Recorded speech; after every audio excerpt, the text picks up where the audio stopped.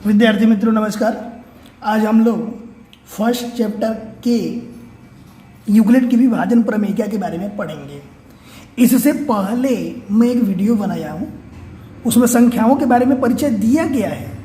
अगर आप उस वीडियो को नहीं देखे हैं तो जाकर के उस वीडियो को देख लो पहले, उसके बाद इस वीडियो को देखना, तो ही आपको समझ में आएगा। क्योंकि संख्याओं के बारे में जो जितने भी बेसिक नॉलेज है इसके पहले वाले वीडियो में दिया गया है। पहले आप उसको देख लें फिर इसको देखें। चलिए इसी क्रम में हम शुरू करते हैं। यूक्लिड विभाजन प्रमेयिका।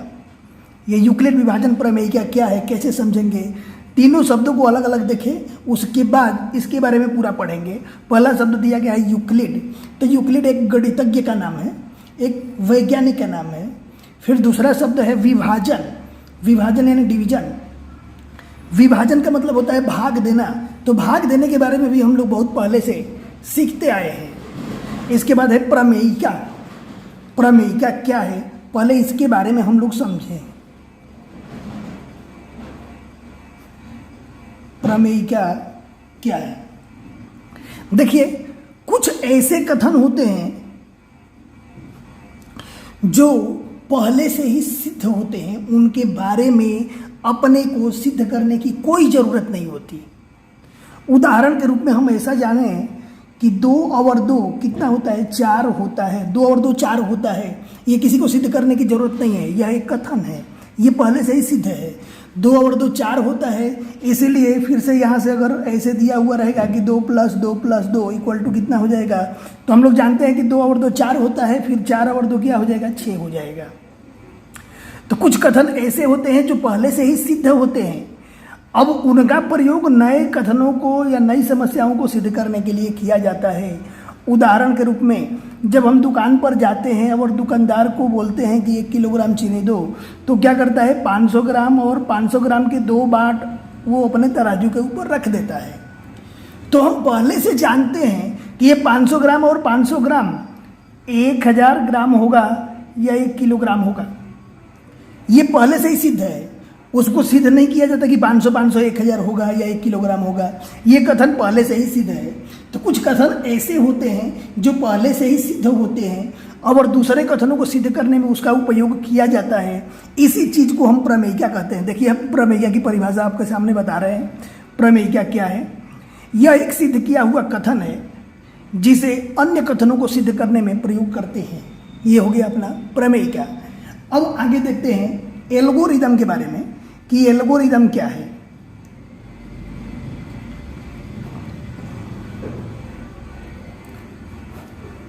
कहीं कहीं पर इस तरह से एल्गोरिथम लिखा जाता है।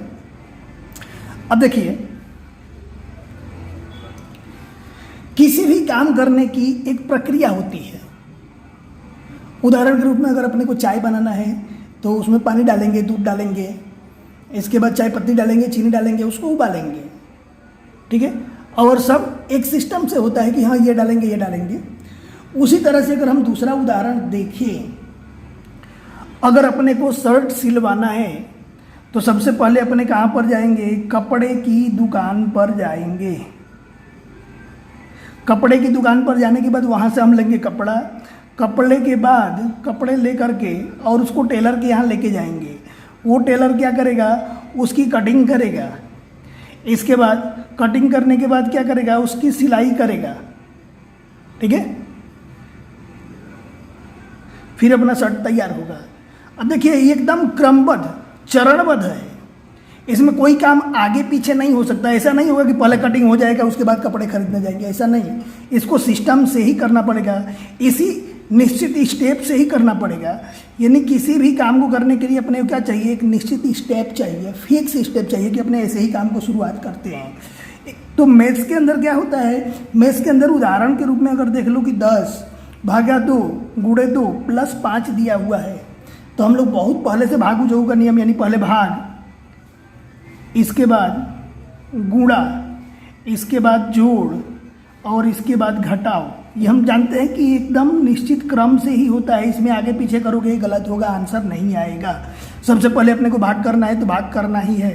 भाग करेंगे तो 10 में 2 का भाग कर देंगे, कितना हो जाएगा, 5 गुणे 2 + 5, भाग हो गया। भाग के बाद अब क्या करना है, पहले गुणा करना है। देखिए अब यहाँ पर देखिए, अगर गुणा ना करके हम भूल से पहले जोड़ दिए तो 5 दो कितना हो जाएगा 7, 7 में 5 का गुणा कर देंगे 35 हो जाएगा, गलत हो जाएगा। नियम क्या कहता है? नियम ऐसा कहता है कि पहले गुणा करना है, गुणा करेंगे तो 5 दूनी का 10 प्लस 5, 10 और 5 कितना हो जाएगा 15, इसका करेक्ट आंसर होगा। तो किसी भी काम को करने के लिए क्या होता है, एक फिक्स स्टेप होता है, निश्चित श्रृंखला होती है। किसकी श्रृंखला होती है? चरणों की। स्टेप का मतलब होता है चरण, चरण यानी पाव वाला नहीं, स्टेप्स। ये स्टेप के बाद दूसरा स्टेप किया गया, ये काम करने के बाद दूसरा काम किया गया, दूसरा काम करने के बाद तीसरा काम किया गया, इसको चरण कहा जाता है। ये पाव और पाद वाला चरण नहीं है। तो चरणों की क्या होती है? श्रृंखला होती है। किसी भी काम करने के लिए क्या होती है? चरणों की श्रृंखला। श्रृंखला का मतलब कि एक दूसरे से जुड़े होते हैं। जैसे भाग के बाद गुणा जुड़ा हुआ था, गुणा के बाद जोड़ जुड़ा हुआ था, जो जोड़ के बाद घटाव जुड़ा हुआ था। तो किसी भी काम को करने के लिए चरणों की एक श्रृंखला होती है, और वह श्रृंखला क्या करती है? अपने को किसी भी समस्या से निदान दिलाती है या किसी भी समस्या का समाधान कराती है। चरणों की ऐसी श्रृंखला होती है जो समस्या से क्या करती है? समाधान कराती है। अपने पास समस्या में क्या था? एक क्वेश्चन था, इसका आंसर लाना समस्या था। तो इसकी एक चरणों की श्रृंखला है, यानी भाग जोग, ये चरणों की एक श्रृंखला है। भाग गुणा जोड़ घटाव, ये क्या है? एक चरणों की श्रृंखला है। अब इसी चरणों की श्रृंखला से अपने को समस्या का समाधान मिला। देखिए सुपरिभाषित चरणों की श्रृंखला है। हम लोग किसके बारे में पढ़ रहे थे? एल्गोरिदम के बारे में। सुपरिभाषित चरणों की श्रृंखला होती है जो किसी विशेष प्रकार की समस्या को हल करने की विधि प्रदान करती है। यानी कि कोई भी समस्या आवे तो उसको हल करने की विधि कौन प्रदान करेगा? एल्गोरिदम। अब इसके बाद अपने को पढ़ना है यूक्लिड विभाजन प्रमेयिका के बारे में। देखिए जब हम भाग देते हैं तो हम पहले, जैसे मान के चलो कि यहाँ पर है 16, 4 का भाग दिए, 4 बार जाएगा, 4 चौक 16, शेष आ गया 0। अगर यही यहाँ पर संख्या रहेगी 17, 4 का भाग देंगे, 4 चौक 16, शेष कितना हो जाएगा 1। आप ऐसा मत समझना कि 10th में आकर के सर भाग क्यों सिखा रहे हैं। 5 भाग मैं दूंगा और वहाँ से कुछ नया अपने को सीखने को मिलेगा। भाग तो आप बहुत पहले से दे रहे हैं, लेकिन जो चीज़ इस भाग में मैं सिखाऊंगा यह पहली बार देखोगे। यहाँ पर है 18, 4 का भाग देंगे, 4 चौक 16, शेष आ जाएगा 2। यहाँ पर हो जाएगा 19, 4 का भाग देंगे, 4 चौक 16, 19 में से 16 जाएगा, शेष बचेगा 3। फिर यहाँ पर हो जाएगा 20, 4 का भाग देंगे, 4 पंचे 20, शेष आ जाएगा 0। अब 2 चीज़ यहाँ से हम लोग सीखे। एक हम बहुत पहले से जानते हैं कि ये जो अंदर होता है, ये जो अंदर होता है इसको हम कहते हैं भाज्य। जिससे भाग देते हैं उसको हम कहते हैं भाजक। ये जितनी बार जाता है यानी जितना ये ऊपर गया इसको हम क्या कहते हैं? भागफल। और जो लास्ट में बच जाता है उसको हम क्या कहते हैं? शेषफल। अब 9th में भी हम लोग पढ़े थे, 4th 5वीं में भी पढ़े थे कि भाज्य बराबर सूत्र क्या होता है? भाज्य बराबर सूत्र होता है इन दोनों को गुणा कर दो तो यानी क्या हो जाएगा? भाजक गुणे भागफल और प्लस शेष इसमें जोड़ना पड़ता है। ये सूत्र होता है। इसी तरह से यही सूत्र अगर हम यहाँ पर अप्लाई करें, भाज्य, भाज्य अंदर वाला है, अंदर वाला कितना है? 16। ये बराबर भाजक, भाजक यानी यहाँ वाली संख्या, यहाँ वाली संख्या क्या है? 4 गुणे भागफल, भागफल कितना है? 4 प्लस शेष, शेष कितना है? 0। देखिए इन दोनों को गुणा करेंगे और शेष जोड़ देंगे तो ये अंदर वाली संख्या आ जाती है। सूत्र अगर आपको याद ना हो कोई टेंशन नहीं, ध्यान से देख रहा है। इन दोनों को गुणा करेंगे, शेष जोड़ देंगे तो ये अंदर की संख्या आएगी। तो यहाँ पर क्या करेंगे? इन दोनों को गुणा करेंगे, ये जोड़ेंगे, अंदर की संख्या आएगी। तो यहाँ पर हम क्या लिख सकते हैं? 17 बराबर, इन दोनों को गुणा करके ये जोड़ देना है तो कितना हो जाएगा? ये 4 गुणे 4 प्लस 1, यहाँ पर क्या हो जाएगा 18 बराबर, इन दोनों को गुणा करके शेष जोड़ देना है, 4 + 4 4 गुणे 4 + 2। फिर यहाँ पर क्या हो जाएगा 19 बराबर 4 गुणे 4 + 3। फिर यहाँ पर क्या हो जाएगा 20 बराबर 4 गुणे 5 + 0। अब आप ये कहोगे कि सर ये भी हम लोग पहले से जानते हैं, सही बात है कि भाज्य बराबर भाजक गुणे भागफल प्लस शेष आप 9th में भी जानते थे, लेकिन आप ये ध्यान नहीं दिए थे कि शेष का मान जो मैं बता रहा हूँ, शेष कितना कितना आया हुआ है। देखो शेष कितना कितना आया है, देखो यहाँ से ध्यान से समझना। पहली बार में शेष कितना आया था 0, दूसरी बार में शेष कितना आया था 1, तीसरी बार में 2 आया है, फिर यहाँ पर क्या आया है 3, फिर यहाँ 0 आया है। यानी शेष का मान हमेशा छोटा होता है किससे, जिससे भाग देते हैं, यानी भाजक से। अब ये चीज आप ध्यान नहीं दिए होंगे, ठीक है। शेष का मान हमेशा किससे छोटा होता है, भाजक से। अब अगर इसी तरह से दो संख्या अपने को दिया गया हो, जैसे मान लो यहां अंदर हो a, भाग देना है b से, और मान ले कि भाग दिए तो q बराबर गया, कोई संख्या तो है नहीं कि अपने भाग दे करके 2 3 5 लिख दे, तो जो भागफल आया वो कितना आया q, और शेष जो बचा r आया। तो जिस तरह से हम ये वाली लाइन लिखे, ये वाली लाइन लिखे, ये वाली लाइन लिखे, ये वाली लाइन लिखे, उसी तरह से अगर ये वाली लाइन हम यहाँ लिखना शुरू करें तो क्या आएगा, a बराबर इन दोनों को गुणा करके जोड़ दो, तो ये क्या हो जाएगा BQ प्लस R। समझ में आ गया होगा। देखिए प्रश्न कैसे दिया हुआ रहेगा, a बाई बी, यानी a में b का अगर भाग दिया जाए, ठीक है, और ये अंदर वाली संख्या बड़ी हो, यानी a बड़ा हो किससे, b से, उस कंडीशन में q बार जा रहा हो, r अगर शेष आता हो, तो इन दोनों को गुणा करके जोड़ देंगे तो ये बराबर क्या हो जाएगा BQ प्लस R। अब इसको याद रखना, ये IMP है इस चैप्टर के लिए। a बराबर BQ प्लस R कहाँ से आता है, कैसे आता है, इसको अपने को याद रखना है। अब इसमें दूसरा क्या याद रखना है, दूसरा ये याद रखना है कि शेष का मान हमेशा किससे, भाजक से, भाजक यानी यहाँ वाली संख्या से, यहाँ वाली संख्या क्या है b है, शेष का मान हमेशा 0 से बड़ा होगा और भाजक से छोटा होगा। तो r का मान हमेशा किससे बड़ा होगा, 0 से बड़ा होगा, 0 भी आ सकता है, 0 से बड़ा होगा या 0 भी आ सकता है, और भाजक से छोटा होगा। भाजक यानी यहाँ पर देखिए भाजक यहाँ वाली संख्या, ठीक है, तो इसमें भाजक क्या है b से छोटा होगा, कभी भी b के बराबर नहीं होगा, ध्यान रखना। जैसे यहाँ 0 के नीचे एक लाइन ये खींचेंगे, यहाँ पर ये नीचे वाली लाइन क्यों खींचा गया है कि शेष अपना 0 भी आता था, तो इसलिए यहाँ पे नीचे लाइन खींचा गया है। परंतु कभी भी b के बराबर, b यानी यहाँ वाली संख्या, यानी ये क्या है 4 है, कभी भी शेष 4 नहीं आया हुआ है, तो इसलिए यहाँ लाइन नहीं खींचा जाएगा। अब एक चीज और समझे, कहीं भी भाग करने को जब दिया जाता है तो दो संख्या दिया जाता है अपने को। जैसे मान लो यहाँ पर दिया जाएगा कि 17 में 5 का भाग दीजिए, जहाँ पर यहाँ पर क्या है 17 बड़ा है किसी से, 5 से, दो संख्या दिया गया है, और ये भागफल कितना आएगा, शेष कितना आएगा, अपने को ज्ञात करना होता है। 17 में जब 5 का भाग देंगे तो 5 तिया 15, शेष बचेगा 2, भागफल आया 3 और शेषफल आया 2। दो संख्या दिया रहता है, दो संख्या अपने को ज्ञात करना होता है। उसी तरह से a बाई बी में दो संख्या दिया हुआ है, तो दो संख्याओं के लिए b और q, यहाँ से q और r इस प्रकार होता है कि a equal to B Q plus r, जहाँ r का मान क्या होता है, b 0 से बड़ा और b से छोटा। अब यही चीज अपने को पढ़ना है यूक्लिड विभाजन प्रमेयिका के बारे में, अब आसानी से अपने को समझ में आएगा। यूक्लिड विभाजन की प्रमेयिका, प्रमेय 1.1 आपके बुक में दिया हुआ है, इसको अच्छी तरह से पढ़ना है, IMP है।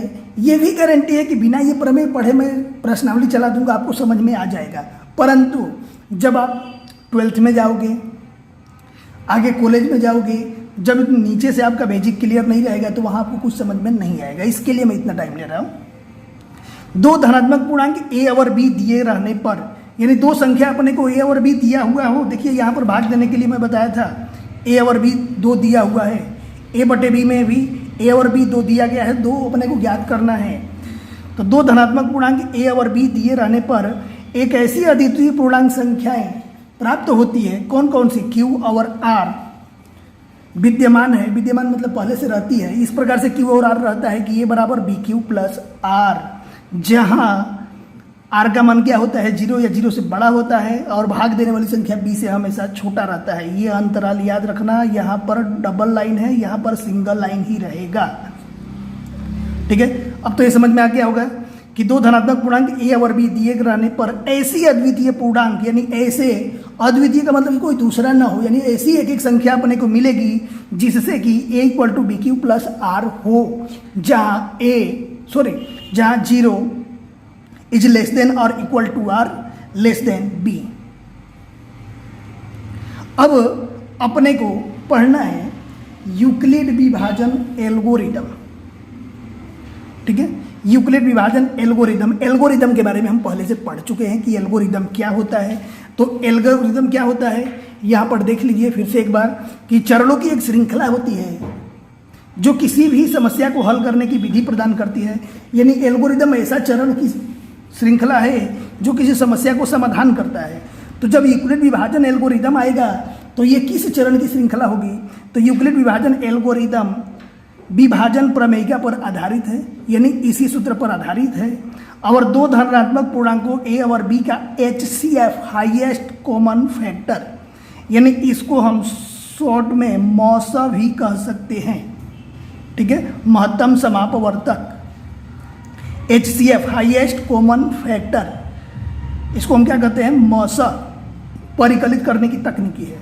यानी यूक्लिड विभाजन एल्गोरिदम क्या होता है, तो दो धनात्मक पूर्णांकों का HCF ज्ञात करने का चरणबद्ध श्रृंखला है। अभी हम लोग यूक्लिड विभाजन प्रमेयिका के बारे में पढ़े थे, अब उसके प्रयोग पढ़ेंगे कि उसके प्रयोग पर कैसे कैसे सवाल आते हैं। तो इसमें देखिए हम सबसे पहले प्रश्नावली 1.1 का पहला प्रश्न देखेंगे। प्रश्नावली 1.1 का पहला प्रश्न दिया गया है कि निम्नलिखित संख्याओं का HCF का मतलब होता है कि हाईएस्ट कॉमन फैक्टर ज्ञात करने के लिए यूक्लिड विभाजन एल्गोरिदम का प्रयोग कीजिए। यानी यूक्लिड विभाजन एल्गोरिदम यानी चरणबद्ध श्रृंखला का उपयोग करके और HCF यानी मौसा ज्ञात करना है। पहला प्रश्न है 135 और 225। अब इसमें सबसे पहले अपने को यह देखना होता है कि दोनों में लार्जर नंबर यानी बड़ी संख्या कौन सी है। बड़ी संख्या क्या है इसमें, 225। तो लिखेंगे कि यहाँ 225 बड़ा है किससे, 135 से। ये बड़े छोटे का निशान ध्यान रखना, जिधर ये तीर रहता है छोटी संख्या होती है, जो जिधर दोनों मुंह होता है वो बड़ी संख्या होती है। इसलिए 225 और 135 पर किसका उपयोग करना है, यूक्लिड विभाजन एल्गोरिदम यानी यूक्लिड विभाजन प्रमेयिका का उपयोग करना है। यूक्लिड विभाजन प्रमेयिका का प्रयोग करने पर कौन कौन सी संख्या है, 225 और 135। अपने को करना क्या है, बड़ी संख्या को यहाँ पे अंदर लिख देना है और उसको 135 से भाग दे देना है। 135 से कम 135 एक बार जाएगा, 5 में से 5 गया 0, यहाँ 12 में से 3 जाएगा, कितना बच जाएगा 9। अब इसको कैसे लिखेंगे, ये दोनों संख्या का अभी हम लोग थोड़ी देर पहले पढ़े थे, इन दोनों संख्या का गुणा करके शेष जोड़ते थे, ये अंदर की संख्या आती थी। ठीक है, अभी पढ़े थे ना, सूत्र अपना क्या था, A equal to P Q plus R था। A अंदर वाली संख्या होती थी, इसके बाद B से भाग देते थे, ये Q बार जाता था और शेष क्या होता था R। A equal to A यानी अंदर वाली संख्या कितना हो जाएगा, 225 बराबर इन दोनों का गुणा करते थे, इन दोनों का जब गुणा करेंगे तो कितना है 135 गुणे 1, जिससे भाग दिए वो संख्या पहले रहेगी, गुणे के बाद ये ऊपर वाली संख्या बाद में रहेगी, क्योंकि यहाँ बी क्यू आता है तो बी से भाग दिए थे, ठीक है। तो 135 गुणे 1 प्लस शेष के जगह पर शेष कितना है 90। अब देखिए भाग देने पर तो शेष 0 हो जाना चाहिए था, जब तक 0 नहीं होगा तब तक मौसा आएगा नहीं, यानी अपना काम अभी पूरा हुआ नहीं है। तो लिखेंगे कि शेषफल यहाँ क्या है 90 है, यानी 0 नहीं आया। लिखेंगे कि शेषफल बराबर नहीं है किसके 0 से। अब इसलिए अब ये संख्या और ये संख्या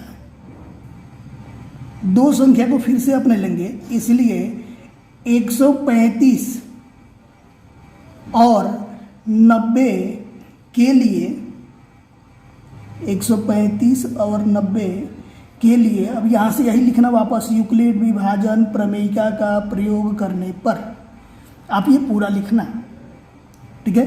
किसके किसके उपयोग करना है 135 और 90 के लिए, फिर 135 और 90 के लिए जब हम करेंगे तो यहाँ हो जाएगा 90 से जब भाग देंगे तो 90 दूना 180, 2 बार तो नहीं जाएगा, एक बार ही जाएगा, तो 90 एकम कितना हो जाएगा 90, शेष बचेगा कितना हो जाएगा 5, 13 में से 9 जाएगा 4, शेष बचेगा 45। यहाँ पर हम क्या करते थे 135 बराबर इन दोनों को गुणा करके इसको प्लस कर देते हैं, देखना हमेशा इन दोनों को गुणा करके और शेष प्लस करते हैं। तब क्या लिखेंगे कि 135 बराबर इन दोनों को गुणा करेंगे तो क्या हो जाएगा कि 90 गुणे 1 प्लस शेष कितना करेंगे 45। यहाँ भी शेष 0 नहीं आया, जब शेष 0 नहीं आया तो वापस यही काम लिखना है आपने, फिर से लिखेंगे कि शेष फल बराबर नहीं है किसके 0 के। इसलिए अब किसके किसके ऊपर हम यूक्लिड विभाजन प्रमेय का उपयोग करेंगे 90 और 45, भाजक और शेष के ऊपर हमेशा करते हैं, भाजक और शेष के ऊपर। यहाँ 135 और 90 पे किए थे, 135 और 90, देखिए 135 है 90 है, यहाँ भी 135 और 90, तो यहाँ भाजक और शेष क्या है 90 और 45 है। तो हम लोग क्या करेंगे 90 और 45 पर लिख देंगे कि इसलिए 90 और 45 के लिए, वापस ये आप पूरा लिखना, यूक्लिड विभाजन प्रमेयिका का प्रयोग करने पर। अब 90 और 45 के लिए करना है, तो 90 और 45 के लिए करेंगे तो अंदर करेंगे 90 बड़ी संख्या अंदर, छोटी संख्या बाहर, 45 दुनिया क्या हो जाएगा 90, शेष कितना आ गया 0। तो यहाँ पर देखिए इन दोनों को गुणा कर देंगे और इसको जोड़ देंगे, अंदर वाली संख्या मिल जाएगी। तो यहाँ पर लिखेंगे कि 90 बराबर क्या हो जाएगा 45 गुणे 2 प्लस शेष क्या आ जाएगा 0। लिखेंगे कि यहाँ शेष फल बराबर कितना है 0, इसलिए अंतिम भाजक कितना है 45। अंतिम भाजक यानी अंतिम बार भाग कितना से दिया गया है 45 से, तो इसलिए HCF यानी हाईएस्ट कॉमन फैक्टर यानी मौसा कौन कौन सी संख्या का 135 और 225 का, 135 और 225 इन दोनों का मौसा हमेशा अंतिम भाजक होता है, यानी 45 होगा। अंतिम बार जिससे भाग दिए थे वही संख्या होगी। ये प्रश्न पूरा हो गया। इस प्रश्न में अपने को एक चीज़ और ध्यान रखना है कि कई जगह पर ये स्टेप लिखने के लिए नहीं कहा जाता है, लेकिन बोर्ड के एग्जाम में आप पूरा स्टेप लिखोगे तो ही आपको 2 नंबर पूरे मिलेंगे, नहीं तो फिर 1 नंबर या 1.5 नंबर मिल जाते हैं, आधे नंबर कट जाते हैं। अगर स्टेप न लिखने के लिए कहा जाए तो इसी प्रश्न को हम देखिए थोड़ा सा शॉर्ट में आपको बता दे रहे हैं। जब स्टेप न लिखने के लिए कहा जाए तो यहाँ पर क्या है 225 बड़ी संख्या को पहले लिखने का, और यहाँ पर क्या है 135। 225 बराबर 135 कर देंगे, 225 में 135 का भाग दें, 225 में 135 का भाग देंगे तो कितना आया, ये एक बार गया 90 शेष आया। तो इन दोनों को गुणा करके यहाँ हम क्या कर देंगे शेष 90 प्लस कर देंगे, तो 135 गुणे 1 प्लस क्या हो जाएगा 90। अब यहाँ वाली संख्या यहाँ पर लिखते हैं 135 बराबर, ये शेष से भाग देना शुरू करते हैं, ये 90, 135 में 90 का भाग देंगे कितनी बार गया है 1 बार, तो यहाँ लिख देंगे 1, शेष कितना आया है 45, शेष हो गया 45। अब यहाँ वाली संख्या यहाँ लिखेंगे, हमेशा यहाँ वाली संख्या यहाँ लिखते हैं। कब तक लिखते हैं? जब तक शेष में लास्ट में जीरो ना मिल जाए। तो यहाँ वाली संख्या यहाँ पर हम क्या लिखेंगे 90। अब भाग दूसरी बार किससे देना है? शेष से। तो किससे भाग देंगे? 45 से। हमेशा ध्यान रखना यहाँ वाली संख्या यहाँ लिखने का, भाग शेष से देने का। तो जब 90 में 45 का भाग देंगे कितनी बार जाएगा? 2 बार, प्लस शेष इसमें कितना आ गया? 0। 3 लाइन में प्रश्न हो गया पूरा। अब अपने को मौसा पूछा जाए तो जहां पर 0 आया है उसके ऊपर वाला शेष क्या है? 45। तो मौसा बराबर हो जाएगा 45। ऐसे भी आप कर सकते हैं। पहले प्रश्न का दूसरा प्रश्न दिया गया है कि 196 और 38,220 का मौसा ज्ञात करो। अब इसमें हम ये देखेंगे कि बड़ी संख्या कौन सी है। तो आपके सामने बड़ी संख्या इतना तो अपने को जरूर पहचान में आएगा कि 38,220 है। तो यहाँ पर लिख देंगे कि 38,220 ग्रेटर देन 196, यानी 38,220 ग्रेटर देन 196। इसलिए अब इन दोनों नंबर्स पर, दोनों संख्याओं पर यूक्लिड विभाजन प्रमेयिका का प्रयोग करने पर, अब यूक्लिड विभाजन की प्रमेयिका का प्रयोग हम कैसे करेंगे? तो यूक्लिड विभाजन की प्रमेयिका का प्रयोग करने के लिए सबसे पहले भाग देंगे 38,220 में किससे? छोटी वाली संख्या से, यानी 196। यहाँ पर 3 अंक है तो 3 अंक लेंगे, 382 आ जाएगा। तो ये एक बार जाएगा, ये हो जाएगा 196, माइनस करेंगे तो 12 में से 6 जाएगा 6, यहाँ बचेगा 7, यहाँ से हासिल ले लेंगे 17, 17 में से 9 हो जाएगा 8, यहाँ 2 में से 1 जाएगा 1, ये हो जाएगा 186। अब ऊपर से क्या आएगा? ये 2 आएगा। जब ये ऊपर से 2 आएगा तो फिर भाग देंगे तो ये 9 बार जाएगा, लगभग 9 बार जाएगा। देखिए 9 बार ले जा करके तो 9 छके 54, ठीक है। 9 छके 54 के 4 हासिल 5, 9 9 81 और 5 86 हासिल 8, 9 कम 9 और 8 17, ये हो जाएगा 17 से 64। अब घटाएंगे तो 12 में से 4 जाएगा, कितना हो जाएगा? 8। यहाँ पर बचेगा 5, 5 में से 6 नहीं घटेगा, 1 हासिल लेंगे 15, 15 में से 6 जाएगा 9, 7 में से 7 गया 0, 1 में से 1 गया 0। अब ऊपर से आएगा 0। अब ये 5 बार जाएगा, 5 बार ले जाकर के देखिए, 5 6 के 30 के 0 हासिल 3, 5 9 45 और 3 48 के 8 हासिल 4, 5 कम 5 और 4 9, शेष अब कितना हो जाएगा? 0। पहले ही लाइन में शेष 0 मिल गया, पहले ही स्टेप में। तो अब इसको क्या लिखेंगे? यहाँ पर क्या करते हैं? इन दोनों को गुणा करके और 0 प्लस कर देते हैं। इसके पहले का वीडियो आप नहीं देखे हैं तो देख लेना, तो ही समझ में आएगा, नहीं तो नहीं आएगा। इन दोनों को गुणा करके ये शेष प्लस करते हैं तो इसके बराबर आता है, ठीक है। या इस तरह से था, अंदर होता था A, यहाँ B, यहाँ Q, यहाँ होता था R। तो A बराबर क्या होता था? BQ plus R। A बराबर क्या होता था? BQ plus R। A बराबर A यानी अंदर वाली संख्या, अंदर वाली संख्या यहाँ पर कितनी है? 38,220। लिखेंगे कि 38,220 बराबर कितना हो जाएगा? BQ।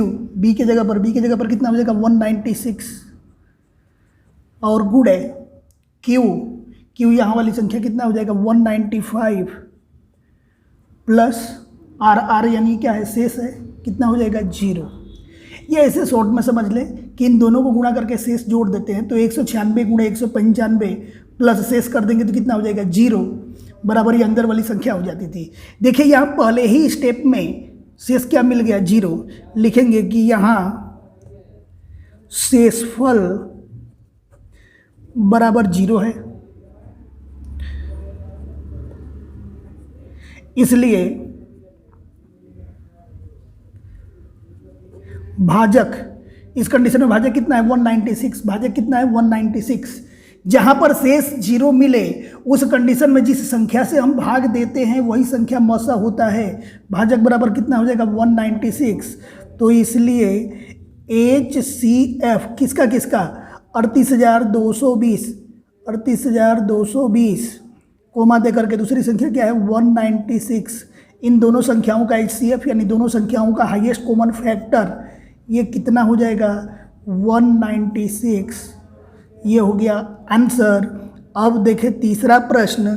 तीसरे प्रश्न में दिया गया है कि 867 और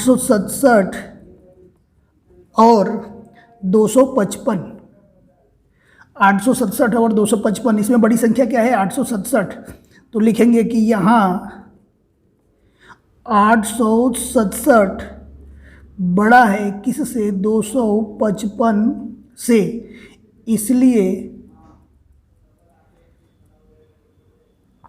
इसलिए 867 और 255 पर यूक्लिड, अब यही लाइन पूरी लिखनी पड़ेगी कि यूक्लिड विभाजन प्रमेयिका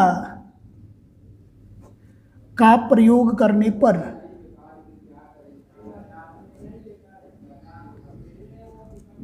अब यहाँ पर भाग दिया जाए किससे, 867 अंदर लिखेंगे, बाहर क्या लिखेंगे 255।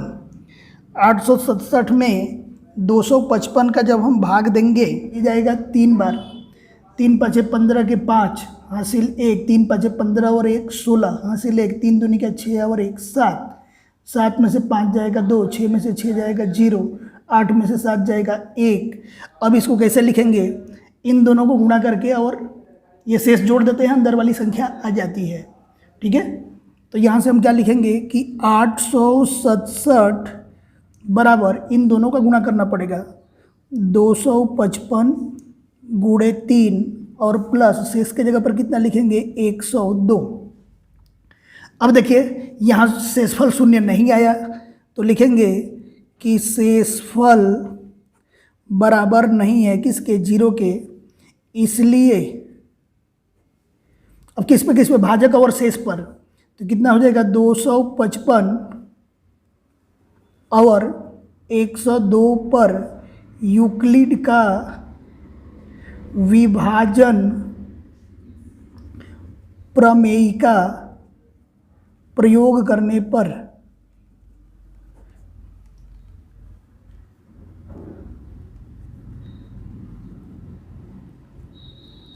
अब इन दोनों संख्याओं पर वापस यूक्लिड का विभाजन प्रमेय का प्रयोग किया जाए। किस पे 255 और 102 पे। तो यहाँ हो जाएगा 255 बराबर 102, भाग दे करके देख लिया जाए, 255 है, 255 में 102 का भाग दिया जाएगा तो ये 2 बार जाएगा, तो कितना हो जाएगा 2 दूनी का 4, 2 0 0, 2 एकम 2, 5 में से 4 जाएगा 1, इसके बाद यहाँ पर 5 में से 0 जाएगा, कितना हो जाएगा 5, 51 आएगा। तो इन दोनों को गुणा करके शेष जोड़ देंगे, इन दोनों को गुणा करेंगे तो 102 गुणे कितना हो जाएगा 2 और प्लस शेष कितना हो जाएगा 51। यहाँ भी शेष 0 नहीं आया तो यहाँ फिर वापस लिखेंगे कि शेषफल बराबर नहीं है किसके, 0 के, इसलिए अब किसके ये भाजक और शेष, ये भाजक और शेष पर यूक्लिड विभाजन प्रमेय का प्रयोग करेंगे, इसलिए 102 और 51 पर यूक्लिड विभाजन प्रमेय का प्रयोग करने पर,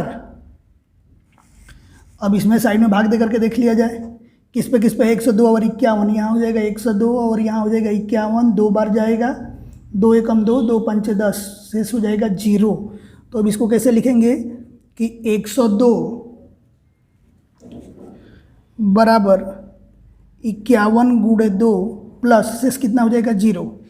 102 यानी अंदर वाली संख्या बराबर इन दोनों को गुणा करके शेष जोड़ देंगे, तो 51 गुणे 2 कर दिया और शेष जोड़ दिया। अब देखिए यहाँ शेष क्या मिल गया, 0 मिल गया, तो लिखेंगे कि यहाँ शेषफल बराबर 0, अंतिम भाजक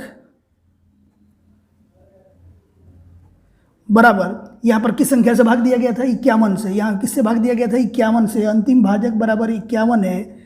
इसलिए HCF कौन कौन सी संख्या का, दो संख्या दिया गया था प्रश्न में, 867 और 255, 867 और 255, यानी 867 और 255 का मौसा बराबर कितना हो जाएगा, अंतिम भाजक कितना आया 51 आया है, अंतिम भाजक ही मौसा होता है, तो ये कितना हो जाएगा 51, ये अपना आंसर।